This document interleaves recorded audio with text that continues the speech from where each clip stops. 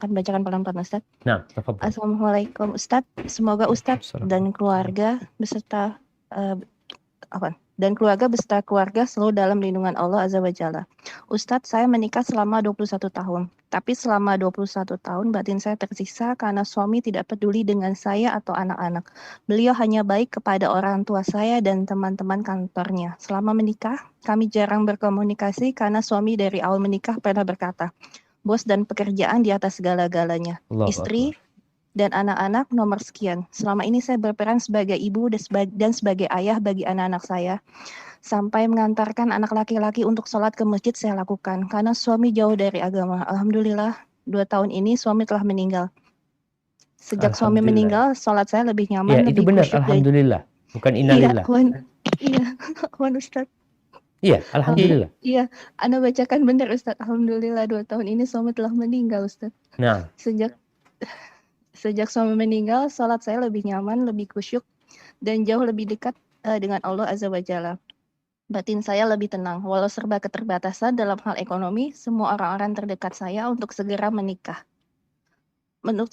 lagi. Tapi ada rasa takut untuk menikah lagi. Tapi Ustadz, saya tidak mau bertemu dengan almarhum suami rahimahullah.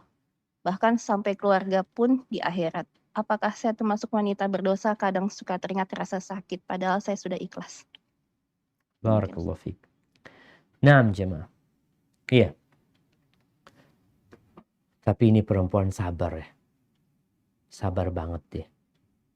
Dia nyatakan 21 tahun dia menikah. Dapat suami yang sejak awal nikah sudah mengatakan pekerjaan dan bosnya adalah di atas segala-galanya. Kesian dia.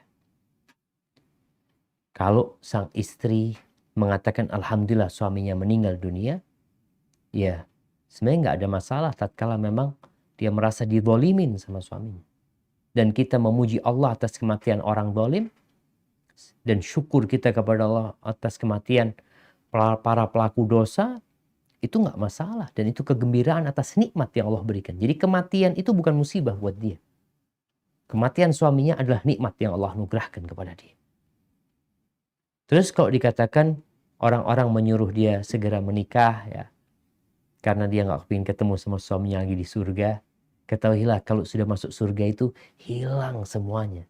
Artinya suamimu kalau ternyata dia masuk surga, maka dia akan mendapatkan bidadari-bidadari yang indah kalau dia masuk surga. Kalau ternyata dia harus melalui proses masuk neraka, dibersihkan dosa-dosanya, tapi selama dia beriman tetap ada harapan masuk surga. Tapi kalau engkau memang sakit hati, engkau merasa ya tidak mendapatkan kegembiraan dengan dia, dan dia sudah meninggal dunia.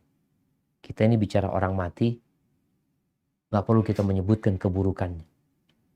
Karena kalau ini kan bertanya, tapi kita anti nggak perlu menceritakan keburukan suami anti kepada siapa lagi, nggak perlu menceritakan hal itu. Apalagi yang orang tahu sama suami anti. Kesian, dia sudah mati, udah selesai. Dia akan membawa amalannya, anti jangan transfer pahala sama dia. Karena kalau anti ribain orang mati, menyebutkan keburukan dia, maka anti transfer pahala lagi. Katanya nggak suka sama dia, maka jangan ditransfer pahala anti. Kalau dikatakan anti termasuk orang yang tidak bersyukur, Anda rasa anti orang yang bersabar sebenarnya. Menghadapi semua itu, anti tidak gugat cerai, tidak menuntut suami lebih dari itu, ya sudah, terima kehidupan ini. Tinggal sekarang kalau memang anti mau nikah lagi, nggak ada masalah. Tapi ingat, jangan sampai anti keluar dari mulut singa ke mulut buaya. Carilah suami yang baik. Lihatlah akhlak dan perilakunya serta agamanya. Dan banyak-banyak anti beristighfar kepada Allah. Memohon ampun dan bertobat. Kenapa Allah berikan kepada anti suami yang kayak yang pertama tadi? Mungkin anti punya dosa-dosa. Dan kesabaran anti menghadapi suami ternyata menghapuskan dosa-dosa anti dan mengangkat derajat